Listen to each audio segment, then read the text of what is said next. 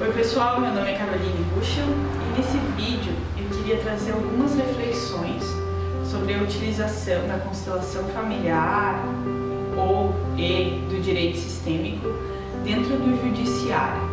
Eu tenho percebido que está acontecendo muitas confusões e eu queria trazer aqui a minha opinião, é só a minha opinião, não é uma verdade absoluta, é daquilo que dentro dos meus estudos eu acredito e penso. Primeira coisa então, qual é a diferença entre constelação familiar e o direito sistêmico, na minha visão? A constelação familiar é essa técnica que eu chamo de técnica dialógica transdisciplinar. Ela não tem uma metodologia, ela não tem um roteiro, acontece no plano da fenomenologia, mas com o auxílio do que a ciência já vem comprovando, que são os campos mórficos. Isso é uma questão muito específica que a gente percebe ali naquele momento, daquele conflito judicial, se for colocada a constelação familiar no caso. O direito sistêmico é uma postura diferenciada. Então, o advogado, o juiz ou o promotor, ele entendendo os princípios e as ordens do amor que o Hellinger traz, ele acaba conduzindo as suas ações com uma postura menos bélica, mais conseguindo enxergar o outro ser humano, aquele que está sendo condenado ou que porventura cometeu alguma infração, de forma a partir de um novo olhar, Então, a constelação é essa técnica, o direito sistêmico é essa postura, ok? É isso que está acontecendo aí. Muitos teóricos trazem que o direito ele já é sistêmico, então que é uma balela estar trabalhando questões de direito sistêmico. Realmente, talvez essa nomenclatura ela possa confundir um pouco, mas foi essa nomenclatura que pegou e não cabe a mim aqui ficar questionando sobre ela. Agora, uma questão que é muito fundamental e que eu acho que a gente precisa olhar é o seguinte: as constelações familiares, elas podem ser usadas como meio de prova? E aí vem uma outra polêmica.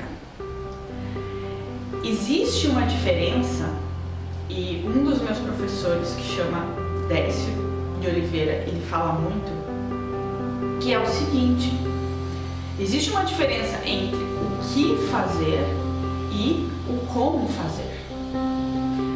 O direito, ele tem uma base teórica, existe uma teoria do direito que a gente tem que cuidar para não acabar com ela.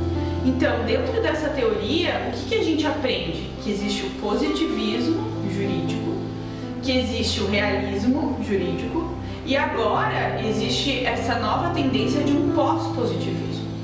Qual é a diferença, entre elas? O positivismo jurídico, o grande senhor do direito é a lei e a gente não pode abrir mão disso.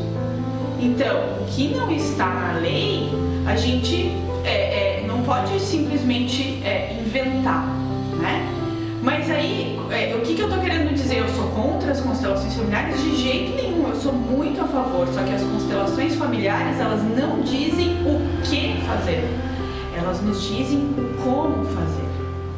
E esse como fazer não quer dizer que eu não vá seguir a legislação, mas talvez eu dê a possibilidade daquela pessoa que cometeu um crime ou daquela pessoa, daquele casal que esteja discutindo no judiciário, de eles olharem o motivo pelo qual de fato eles fizeram isso, olhar a causa do problema, entendem?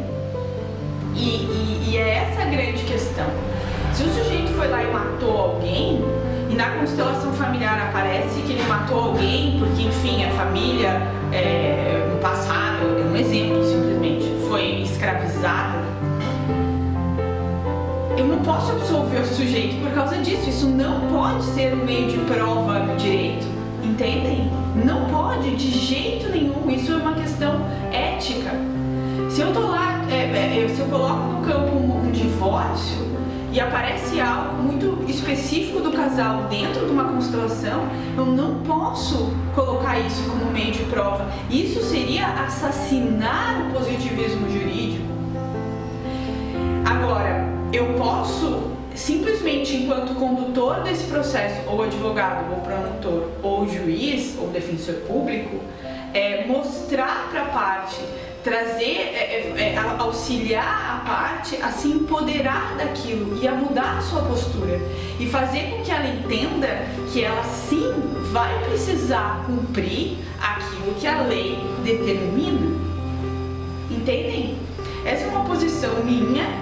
Vocês não precisam, né, concordar com o que eu estou falando, mas serve para uma reflexão.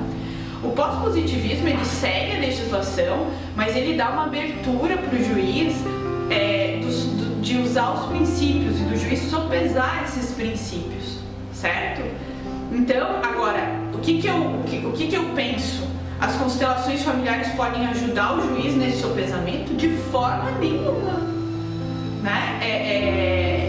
Eu preciso simplesmente, o juiz vai precisar aplicar a lei se ela tiver estabelecida. Então, para resumir, existe uma diferença entre o que fazer e o como fazer. O que fazer é a aplicação da lei. O como fazer é a postura que eu uso, a postura diferenciada que eu vou adotar naquele processo.